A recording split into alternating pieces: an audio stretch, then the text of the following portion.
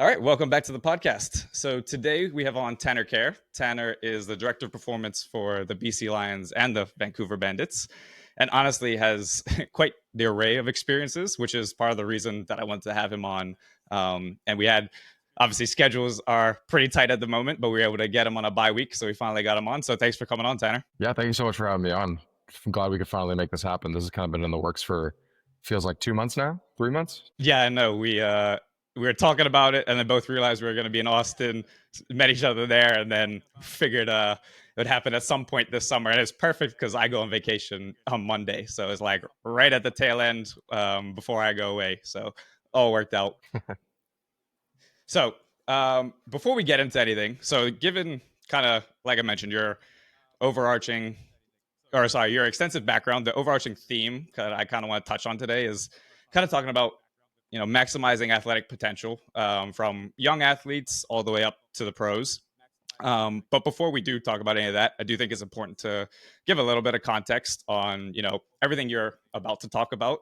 So first, if you don't mind, I'd love to just hear a little bit about how you ended up where you are today, as someone who I think of as a thought leader in the field, and what drove you to essentially becoming a strength coach, and what's that looked like up to this point. Oh well, I mean, thank you for saying that. It's very nice of you. I mean, hearing you say that is really nice. But I mean, in terms of my overall career trajectory, I just think it's a domino effect of right people, right place, right time. Really, I think I've been incredibly fortunate with my own athletic pathway and the mentors that I've kind of had in my life throughout my own athletic endeavors, and then kind of trickling down into my own professional development, certainly through internships and GA ships and things like that. So I've just been incredibly fortunate with the people that I've had in my life and through athletics and professional development. And I think I've just been very lucky in that regard. And that's kind of, excuse me, held me in my own kind of pursuit of ultimately trying to be a thought leader, certainly in Canada, but I mean, across the whole field as at large, right? So, I mean, in terms of my own pathway, I've started in the private sector, like most people do. You get the one-on-one experience, you develop your soft skills, you get the opportunity to refine and develop your own system, and then take that and trying it within the collegiate space, right? So I worked at the University of Ottawa predominantly in rugby, and I was incredibly fortunate there because I had such a fantastic sport coach. I had such a fantastic program that I was walking into that already had immense success before I even was in sniffing distance of it. And then got the call spontaneously to move to Vancouver, packed up all of our stuff, moved out there with my wife, and we've been here for over 4 years now, and that's been fantastic. So basically, I went from Canadian university sport to then NCAA, which was a very unique experience where we were only the only NCAA school in Canada, which was great. So I was there for about 4 years, and then from there entered the pro scene in both basketball and football, which is fairly unique in and of itself, kind of handling both worlds at the same time. But yeah, I think within that, realizing, maturing, like that.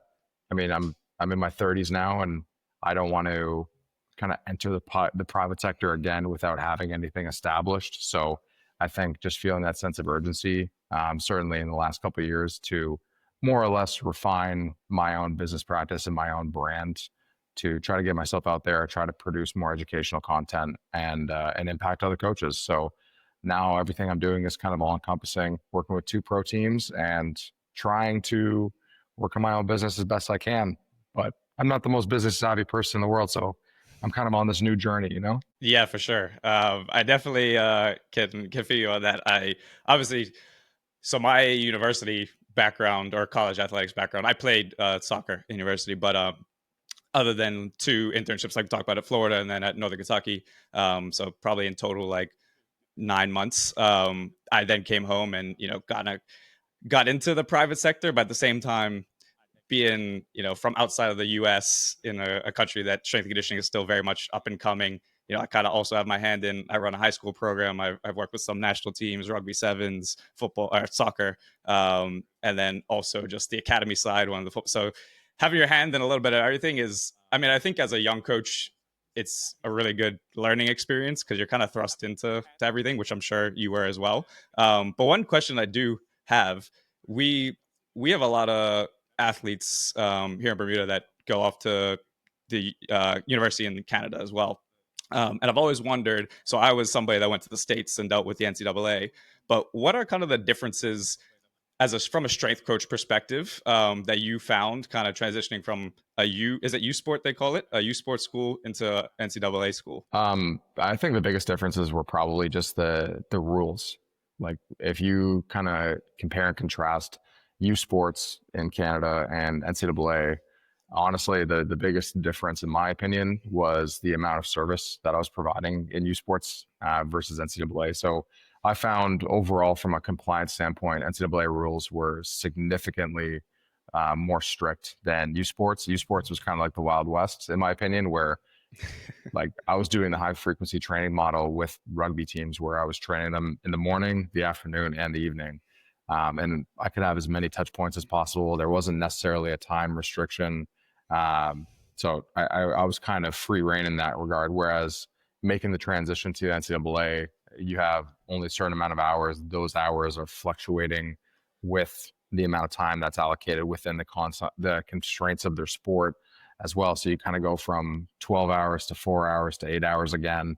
It's kind of all over the place. But I found the NCAA was significantly more kind of refined from a time standpoint, which is good and bad. Like I mean, there's problems with time restrictions, but ultimately it's meant to protect the athlete in terms of how much time is totally allocated towards athletics, right? But it also was positive in terms of refining my own system even further because you can get less time with kids, so you have to put that much more emphasis on adaptation and moving the needle in presumably less time, right? Were you in those situations? You kind of touched on it, but I'm assuming you had to almost shift models from, like you said, a high frequency model to a different type of model when you get to the NCAA's.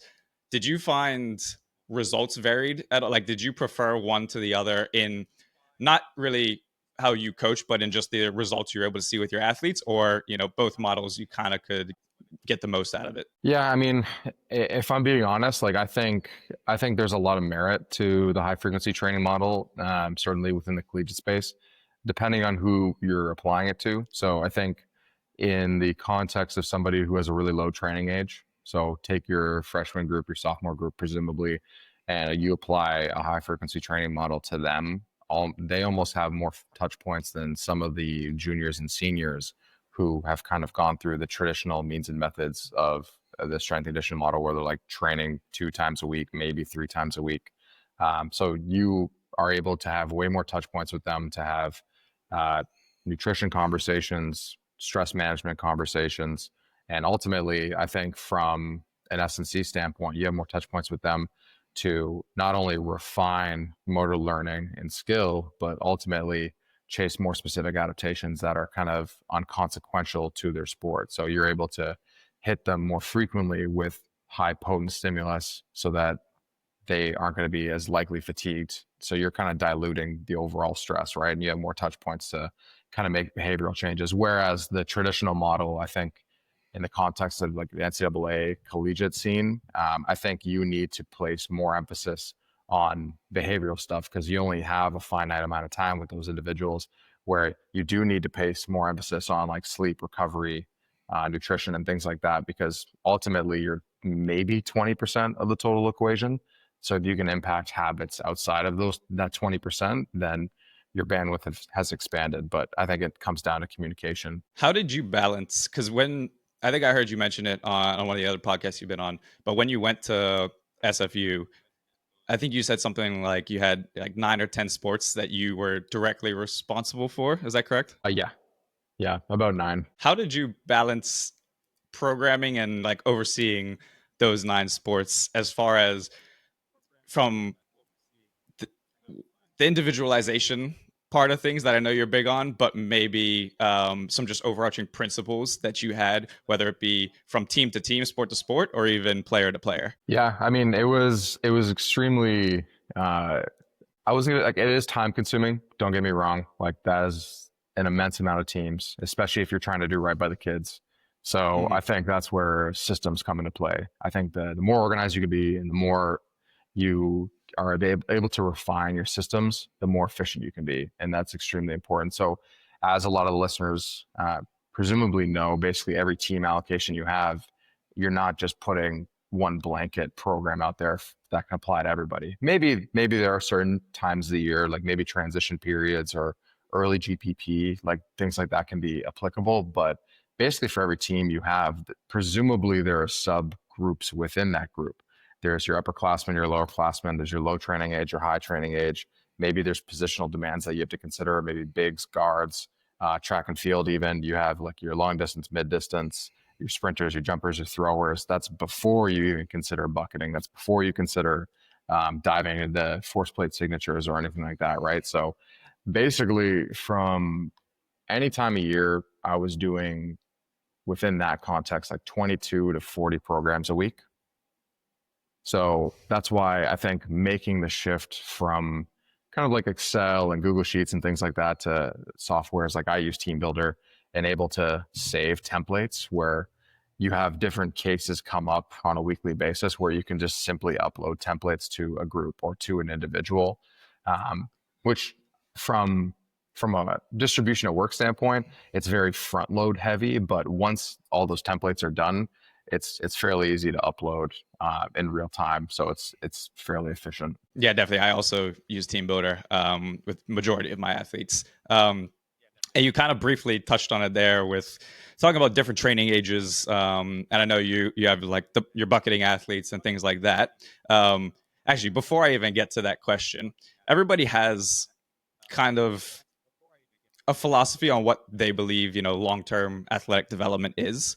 So before we dive into any of the specifics of training different stages of that development, do you have any overarching principles into your kind of long-term athletic development philosophy? Yeah, absolutely. Like I think skill is incredibly important. Um, I think that should take precedence over everything else. Once skill has been refined and you have a very well-rounded and robust mover in terms of movement competency, then that is the first box you need to check before we talk about the refinement and development of physical qualities. And then from there, it's about blending those two things together so we can make technical and tactical changes to the athlete, and where really our role changes from S&C coaches and performance coaches to almost consultants within the context of sport. So working very closely with skill coaches, working very closely with your head coach, and making a holistic long-term athletic development plan for all of your athletes ultimately, because very little places are able to holistically manage physical qualities, technical, tactical, and even like behavioral changes with athletes. So like usually most athletes start being kind of placed in opportunities where they can refine two out of the four boxes, but you want to basically create an environment where you're working together as an IST where you're able to check all those boxes, right?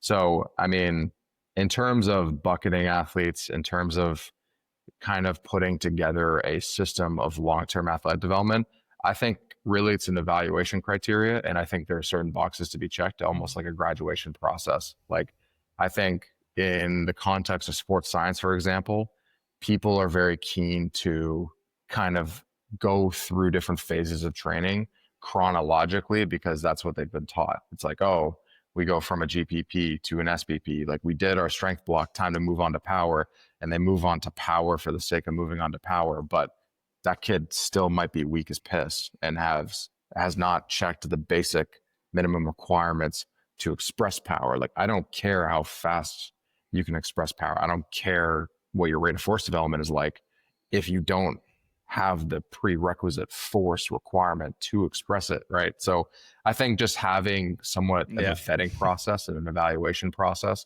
for kids to have boxes to check before we get into bucketing, before we get into individualization is incredibly important. What do those processes kind of look like for you as far as the evals? Is because obviously I know you use force plates and you have probably some metrics that you're looking at. Is there also like just a basic eye test on some things, or what are those specific qualities that you're looking at where you're like, all right, this kid's ready for me to kind of take that next step with them? Yeah, great question. I mean, I talked about the mentors that I had earlier in the podcast, and like I think a lot of the mentors that I had were kind of way on the other side of the spectrum, where they were almost like absolutists, or they were almost too niche.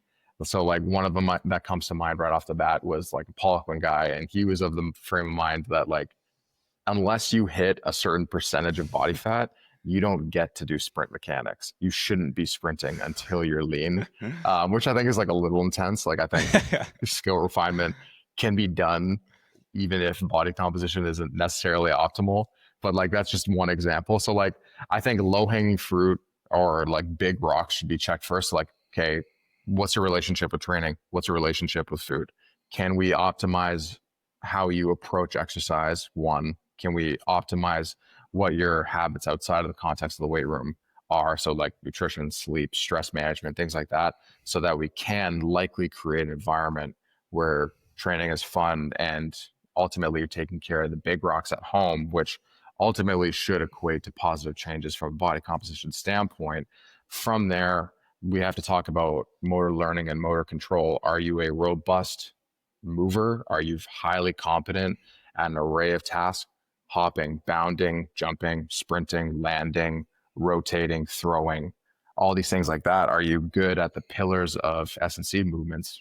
Then that's fantastic. If you have both those things, then really that's going to set the framework for you to make significant strides when it comes to specialization, when it comes to specialized tasks, whether that's like special methods, whether that's an individualized program, if that's something that requires an immense amount of skill, or maybe it's incredibly stressful that you're going to need to double down on recovery and things like that. Like something like a sprint intensive program comes to mind, something like a triphasic comes to mind, where you're really setting that athlete for failure up if you don't have the framework for recovery necessary to handle that stimulus, right? Yeah, exactly.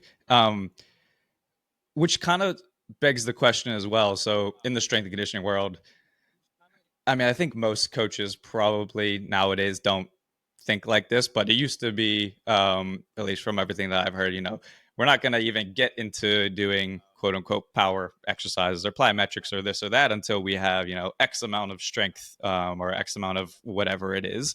Um, how do you see it as far as maybe we're not honing in on that particular quality until other qualities have kind of risen to that level, but also when it goes back to just learning things and feeling comfortable doing them, maybe that's where maybe extensive plyometrics or sprinting, but maybe just taking it back a little. Maybe we're not worried about their VDEC or their whatever max velocity they're doing, but just getting them used to that training process and exposed to that stimulus. So where do you kind of lie on that? Yeah, I mean, I'm a huge fan of concurrent periodization. Like, I think, especially in the context of collegiate professional sport, like you only have such a finite amount of time with these athletes at the end of the day, and I think you creating a pathway, somewhat of a linear pathway of progression from a low training age to a high training age, right, or a freshman to a senior, where all these things are concurrently present and potentially vertically integrated within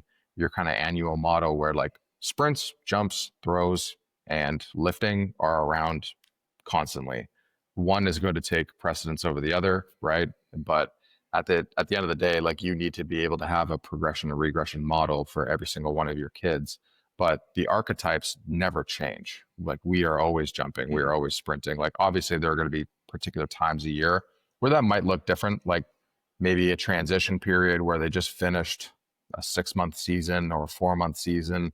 People are banged up. They've adapted to the particular vectors and positions of their sport. So you kind of have to break the mold. So a plyometric and a transition period or a really early GPP might be like that basic oscillation, those like deep tier plyos, like the Matt Watson stuff, like those are fantastic. It's just going to Mm-hmm. look differently depending on what you're prioritizing, what the desired adaptation is, what the desired shapes are, right? So, but I think everything should stay in year round. And ultimately, like that's probably our biggest responsibility as performance coaches is handling the linear pathways where all these things are existing and coexisting with one another. But I don't think like the weight room is the most important variable. I don't think sprinting is necessarily the most important variable. I think you being able to holistically manage all these archetypes and all these pieces from a motor learning standpoint and from a skill standpoint and a physical quality standpoint is ultimately the biggest value that you can bring to the table. Yeah, exactly. How do you? So almost, I kid you not, probably every coach that I've talked to on here, like sprinting has come up, and I think for whatever reason, well, for good reason, it is becoming something that is outside of, obviously it's always been in the track world, but outside of track athletes, it's becoming a bigger thing. And it's becoming more, the benefits of it are becoming more well known. But before we get into any like specifics of how you go about your speed development, why do you think it is so important for non-track athletes and track athletes alike to have kind of that speed development as part of their holistic program? Yeah, I mean, great question. So like I predominantly deal with basketball players and football players at the moment. However, Mm-hmm. everything I do from a programming standpoint is very speed centric. And I think taking every sport through somewhat of a reverse engineering process, I think is really vital to success of a program. So if I look at even my football roster, you have your big guys, you have your mids, and you have your skills. If I look at my receivers, for example, like they are the cohort that I would probably closest reflect to as like my sprinting group. Whereas my DBs, like they're kind of like my point guards in basketball. Like there's a lot of actual similarities between these sports. But ultimately, if I were Mm-hmm. to take the defensive backs into consideration, they're constantly compressed. They are good at what they do because their pelvis is depressed and anteriorly tilted. But that's also the framework that really receivers and DBs are susceptible to more hamstrings, susceptible to groins and quad and hip flexor strains, right? So I look at sprinting as almost like an antidote to the poison. Like I'm not trying to refine their shapes in the context of sport, more so, especially in season. I want to try to pull them out, even temporarily, out of those positions to really refine high pelvic orientation, neutral pelvic orientation, and ultimately just refining proper sprint mechanics, even if they're submaximal, whether that's like tempo work or wickets or whatever the case may be, just to get them out of the positions that ultimately could be the the situation where perpetual overuse injury could occur. And I think you did actually. I think there was a recent post you did, kind of touching on this. But how do so other than wickets, like you said, how are kind of some of these ways that maybe you're creating essentially that constraint for them where they don't even fully understand what they're doing, but from the coach's perspective, you're getting them out of that position or into whatever kinematic position that you want them to be in. What are some of those methods that you're using? So, I mean, receivers and DBs for the most part, especially if I'm going to focus on them, like they typically don't gravitate towards the weight room, especially when at the professional level, because they, for the most part, get barbell obliterated to death when they're in college, at least in years past, anyways. So, as a default, they're all fairly apprehensive towards it, but they gravitate towards sprint work. They gravitate towards plyometrics. So if I lean in that regard, they're always interested. So just in terms of the actual delivery, like on our recovery days, on our like quote unquote flush days, I want extensive work being done at submaximal levels. So that's when I lean fairly heavy on wickets. I lean fairly heavy on tempo work. When it's kind of like early in the week, maybe middle of the week, where I'm maybe focusing on physical qualities more, that's when I typically lean more so on contrast or simply just resisted or velocity decrement work. So even doing band loaded sprints or using a tool kind of like the Run Rocket, or if you happen to have a 1080, those things are unbelievable.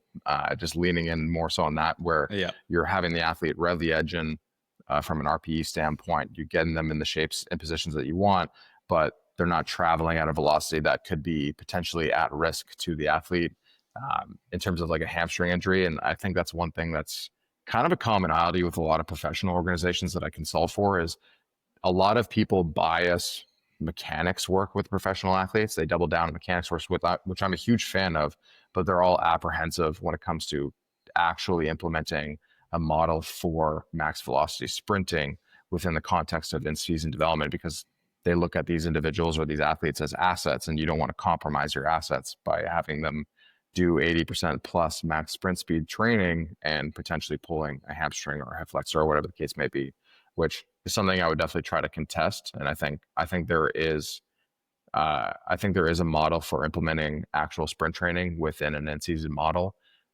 to really just refine athleticism. because it's the most potent stimulus that we can possibly distribute. And you'd be very surprised, even looking at the GPS data, how few guys, certainly within the context of football, that ever touch above 90% of their max sprint speed, unless it's facilitated by a performance coach. So how do you balance that style of training in like an in-season process? Like, where are you fitting that into your week, and how are you kind of making that work? So I typically, within our current practice model, I try to be as involved as I can, or have my staff as involved as possible, where we can start to implement those things within our positional individual sessions. So like the running backs get together, the receivers get together. And really that's our opportunity to have touch points with the sport coaches where like, hey, like, what are you trying to work on here? Like, oh, you're talking about creating separation. Cool. You're talking about acceleration and power. Cool. We can like, now we can turn into consultants at this point where it's like, okay, I want you to start to implement band loaded this or contrast this, or maybe we can add med ball variations in here. Another example is like one thing I was noticing with our force plate trends, certainly with our bigs, like our offensive linemen, guys who are all 300 pounds plus, presumably, is like Yeah. force plate numbers are going up, force is going up, all these great things, but I'm seeing like reactive qualities like modified RSI going down. So I was like, great, okay, we need to work on a little bit more impulse, a little bit more reactivity. Like, how can we implement that within the context of sport? And even just having a quick conversation with like an offensive line coach, like, hey, would it be a big deal to implement some med ball throws and even like rudimentary toe pops for really low volume every day and Mm-hmm. individuals be a big deal? He's like, no, not at all. I love that. Actually, it's funny you say that because I'm noticing their feet are getting sloppy. Like their feet aren't moving as fast, or maybe like their pad level is coming higher and higher. Like they're not used to being in that low position with their feet moving fast. Like, I mean, they have their own lens of looking at skill, but it's funny how there's more similarities than differences in terms of what you're seeing as the final product, right? So I think just leaning in on the relationships that you have and the coworkers that you have within the context of sport is really important in terms of implementing little tweaks to kind of secretly get what you want, right? Yeah. Where does deceleration fit into all this for you? Are we talking about in season? It could be both, but yeah, in season, but just overall balancing, because obviously acceleration, a lot of people can kind of wrap their minds around why that's important and what it is, but I think some people can, the decelerative qualities can kind of slip under the radar, or it's just also not as clear how to train that or how to improve that, I think. Interesting. Like I can speak on change direction and deceleration all day. So I'm going to be really careful that I don't go on a tangent here, but like ultimately that is the skill that is most required for athletic success. Like speed 100% is a difference maker, force is 100% a difference maker.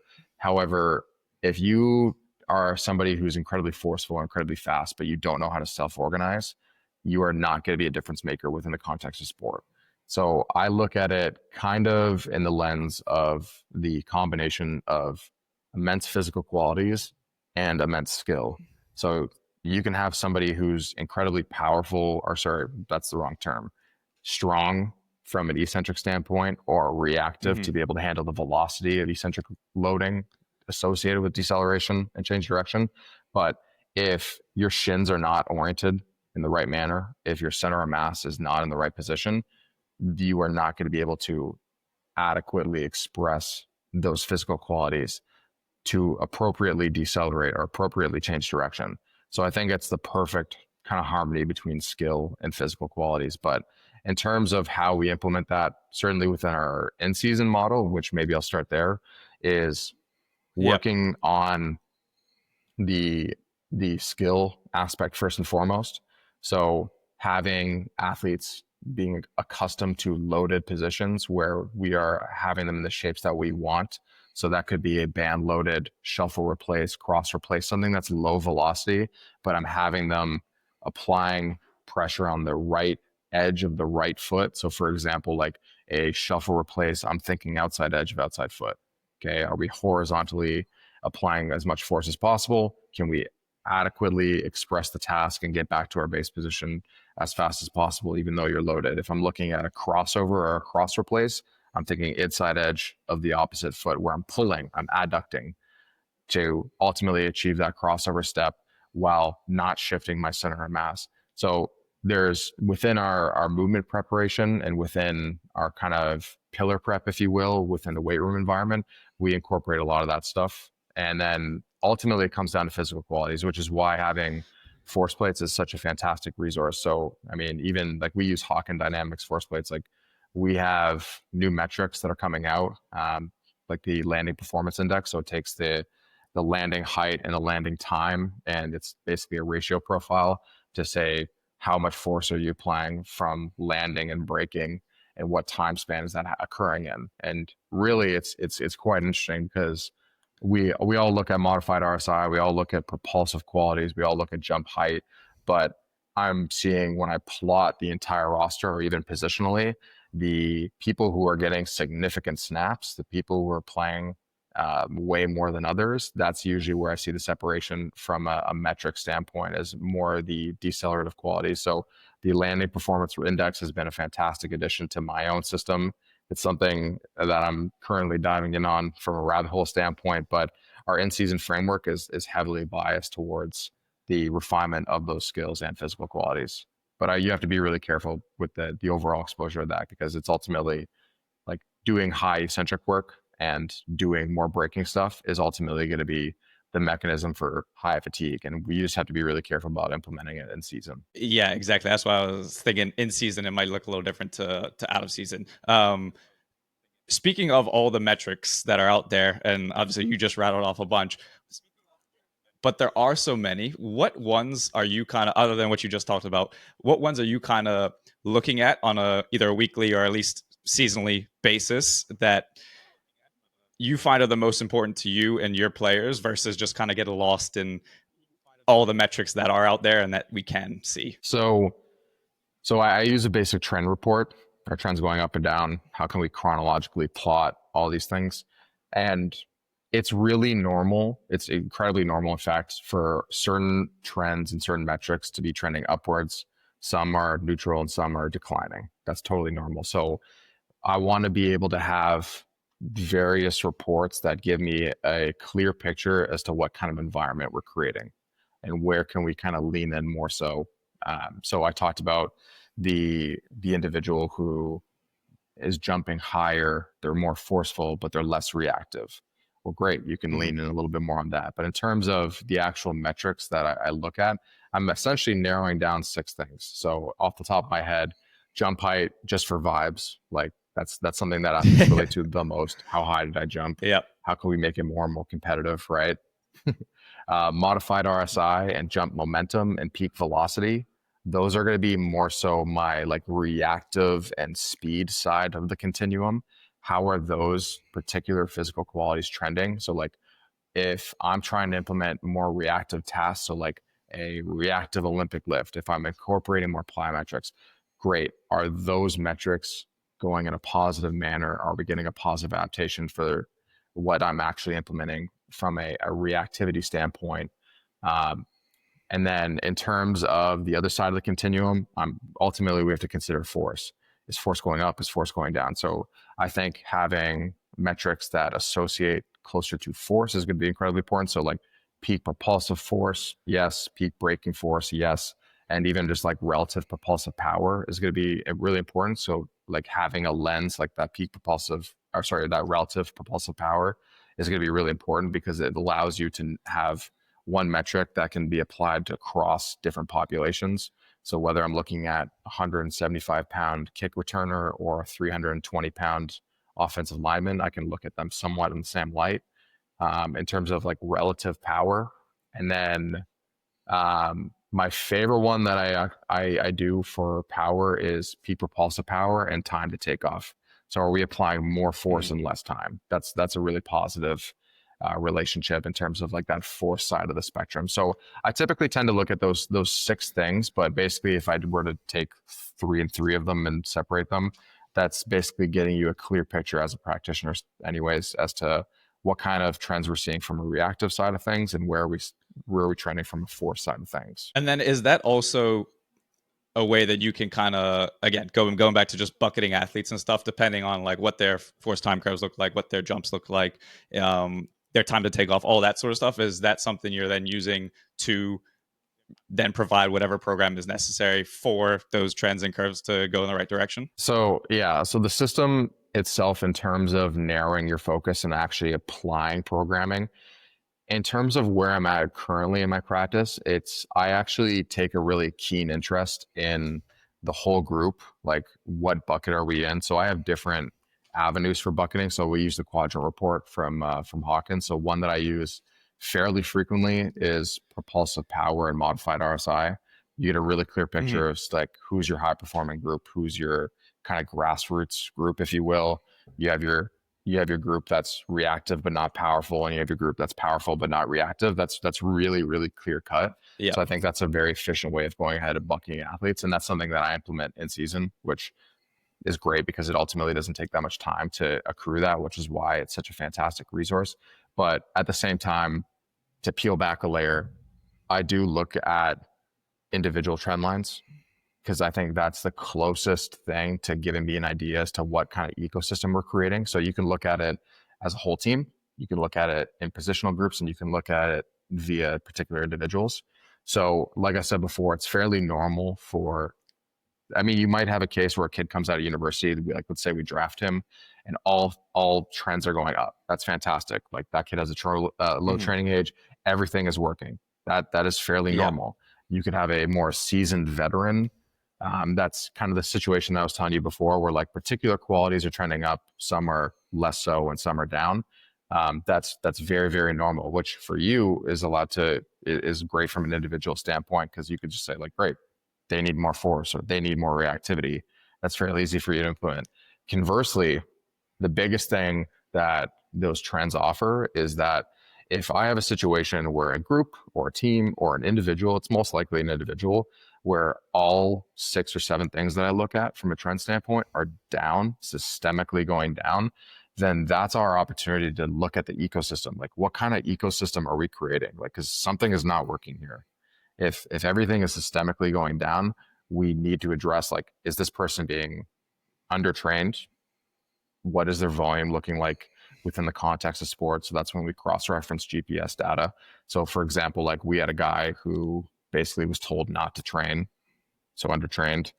They were accruing like 20,000 yards over the course of a practice week, not including a game or anything like that, and basically consuming like 2,500 calories on a daily basis and had problems sleeping. So it's like, great, now you, from a practitioner standpoint, you can start to work collaboratively with your IST, whether that's mental performance, like maybe there's something there going on. Maybe that's a conversation with you and the health staff saying like, listen, like we need to change something. Like we need to reduce volume here. We need to increase volume in the weight room and things like that. Right.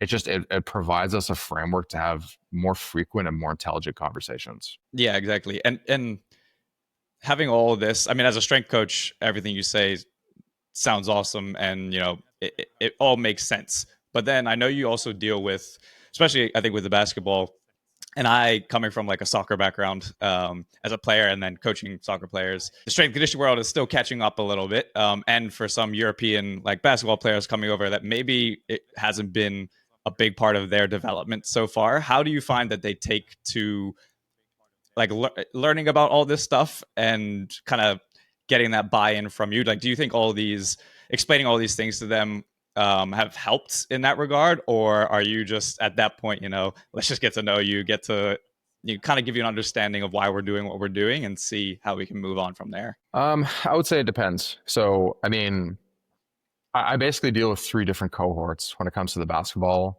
team in particular. So we have like our Canadian grassroots homegrown talent that we draft and develop.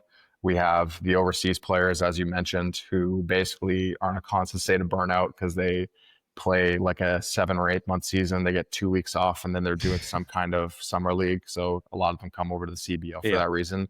And then you have your kind of more or less NBA prospects. Like you have your people coming in and out of the G League, summer league, things like that. So you basically have 3 different cohorts that have 3 completely different experiences. The Canadian talent basically has a very low training age for the most part. your overseas players are burnt out, and then you have your G League people who are essentially like they're used to the NBA model of like, oh yeah, I'm used to the high frequency training thing. I know why we train, and things like that. So those are the easy cases. But I mean, to answer your question from an overseas player in particular, because I would say that would probably make up the majority of most rosters within the CBL, is honestly, yes, educating them on like the back end stuff, the sports science stuff is important. But I actually find like they just think it's cool. So like they're down to do it. But that doesn't Yeah. happen until later because most of them are dealing with some kind of perpetual overuse because the environment overseas, for the most part, is they do 3 times as much basketball or 4 times as much basketball as they do training. And even the training isn't really like an optimal stimulus to actually be the antidote for the poison associated with that much practice volume of all the breaking and jumping and landing and contacts. So Hmm. basically, like they just feel like shit when they come over. So we have to check the health box first and foremost. So if you can get them just feeling good, that provides you avenues to then actually lean in on performance. So when it comes to dealing with overseas basketball players, like health first, check that box, and then you can basically open up the door for performance related things. Like very, very few times do I inherit an overseas basketball player and able to do super specific, super performance and super reactive different means and methods. Most time it's just health. In regards to quote unquote health training, is that looking like long duration isometrics and overloaded eccentric things like that, or how are you kind of implementing that on the health side of things? Yeah, I mean, I think it's just kind of a specified but also robust um, framework. So it's a combination of local work, mostly local work. So single joint for the most part. So that's like Hmm. your leg extension, long duration isos. Maybe that's like a single leg quarter squat iso on a wall if you don't have machines. That's Yeah. basic rudimentary strength training. And that's skill work where you're getting people in positions that you're not normally in. Because I talk about overuse and I talk about overseas in basketball players where they have adapted to the sports demands where they are constantly and chronically in these positions that they've essentially hardened to. And you sometimes as a Hmm. practitioner have to break the mold, and breaking the mold can be painful. It's like, yeah, let's get full knee flexion, let's get full hip flexion. Like it's going to feel terrible, but like sometimes breaking the mold is going to be a painful process. But ultimately I kind of look at it as like one step back and 3 steps forward. So I'll give you a great example. Like we had an overseas guy come over from Latvia. I think it was Latvia. Anyways, he had been dealing with like patellofemoral pain for I think 2 years, and in our very first practice, doing like a hip and knee loaded pattern, like doing a basic goblet squat, I kid you not, could not go past like 20 degrees of knee flexion without pain. Yeah. And fast forward, I'd say 4 weeks later, he dunked for the first time in game. And it's like, yeah, weight room, weight room. I'm like, we didn't do anything. Like, we didn't do anything sexy. We didn't do any like specific plyometric protocols. We literally just gave him function back. We just gave him Yep. function and built an adequate amount of strength within that function. And then there's the athletic feat that everybody knows and loves, right?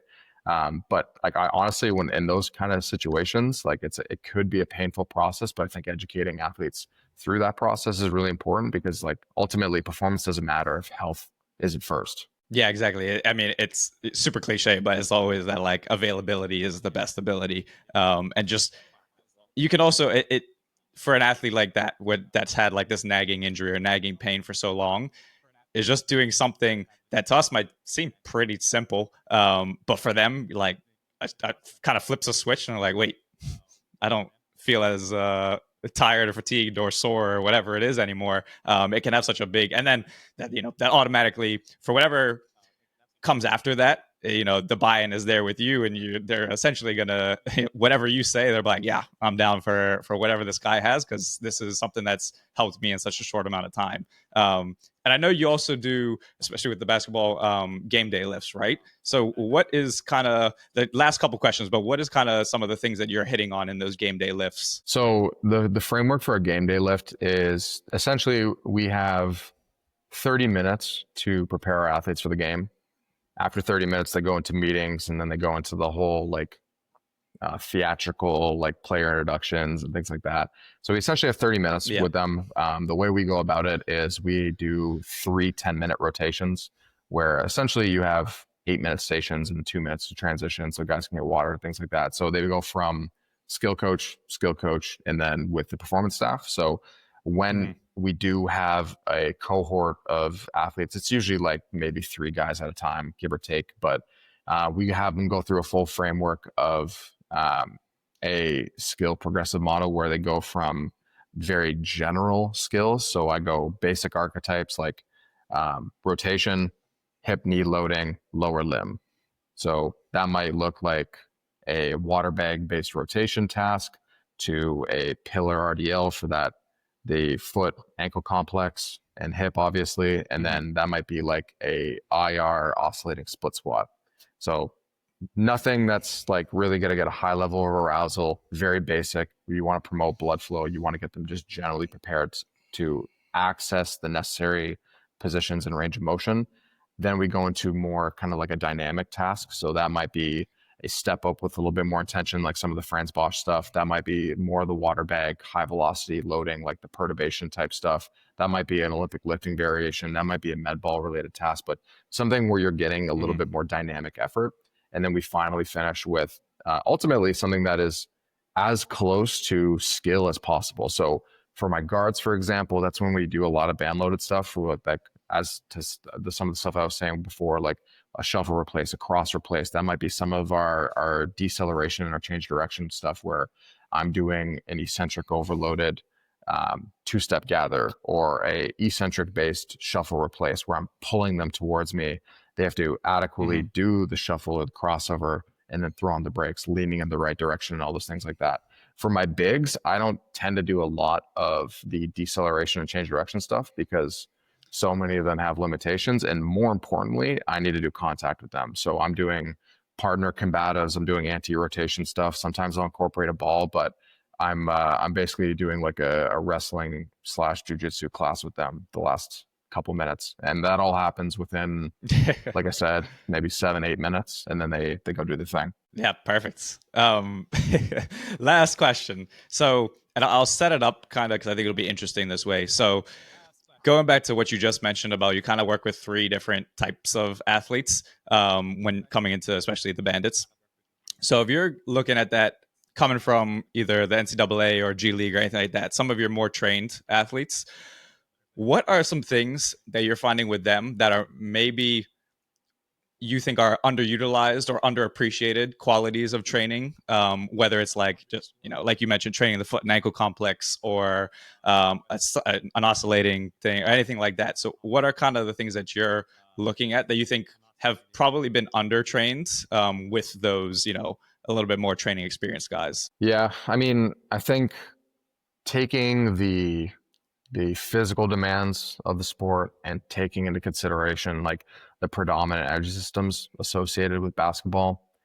Honestly, like a lot of the guys who are a little bit more mature, a little bit more established, who have a higher training age, I find that they simply don't get enough of like the alactic kind of energy systems work. I find they Mm-hmm. don't put a large enough emphasis on something like a dynamic effort and repeat effort kind of task. Like I Yeah. see a lot of guys who grow accustomed to the demands of basketball where they're like, I got 2 guys, they're kind of like Cadillacs. Like they're cruisers, they don't got gears though.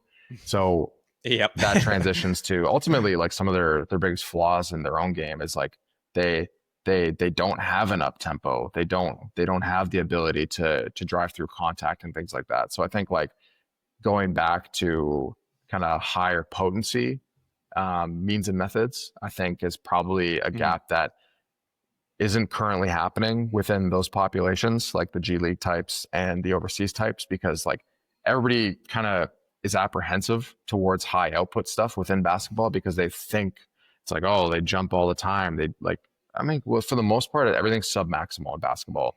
There's very, very few times where they're actually doing maximal effort because everybody just Mhm. automatically assumes like basketball players are all like Ja Morant types, right? But that's not the case. So I think like having a framework for implementing high potency stimulus like plyometrics, dynamic effort, repeat effort tasks are really a huge opportunity for those individuals. Perfect. Yeah, sounds good. What do you just to leave this out? What do you kind of hoping to, or what do you hope to achieve with everything? And this is more personal now, but everything obviously you're educating a lot. You have, I know you have interns or mentorships. You're posting a lot of content and educational information out there. So what are you kind of hoping to achieve in outside of just your role as an S&C coach with said team? That's a good question. Yeah. Honestly, for me right now, I think just balance. Like I think like this move in particular, like going into the two professional teams, a lot of in speaking to um, a lot of people assumed right away I had made that move because of like pedigree, like it's just something I was Hmm. chasing, but it was actually because of my family. Like I wanted to not necessarily, I wanted to do the most specified work that was the most stimulating to me, that was the most rewarding to me, while also having as much stability and family time as possible. So, like, despite training two professional organizations within Vancouver, I have a lot of islands of predictability within my life. Like, I get to spend a ton of time with my daughter. I get every morning with her. I get every evening with the girls, unless it's like a game day. But it's offered me a lot more time with family, and that's something that I value immensely. So I think just to answer your question, I think it's just balance. It's something I'm still very much figuring out, but I think ultimately, if I can do high performance sport, somehow get my head around running a business and spend as much time with family as possible, that would be amazing. Yeah, I think any if there's any strength coach listening, that's definitely something, the balance aspect to it, that everybody's trying to, I think, figure their way around. But I'm glad we found the time to make this happen, and we got this done. Really appreciate you coming on. Is there any if you want to leave where people could find you or maybe reach out to you or anything like that? Yeah, I mean, and probably the best place to get a hold of me is via Instagram. So coach.care. Basically, my service in a nutshell is I do programming, although that's probably the thing I do the least at the moment, just based on my current workload. Secondary to that, I do one-on-one mentorships. So if somebody's looking for expedited learning, the mentorship's a great way to go about that, because so I create a curriculum based on every individual's needs. So I create a 3, 4, 5 session framework that is specific to what those people want to learn and to address their weaknesses. I do consulting for various organizations and groups, and I'm going to be starting a private internship with a large amount of practitioners come this fall. So, yeah, if you want to reach out, feel free to reach out via social media at Coach Care, and happy to work with anybody I come across. Awesome, man. Thank you. Appreciate it.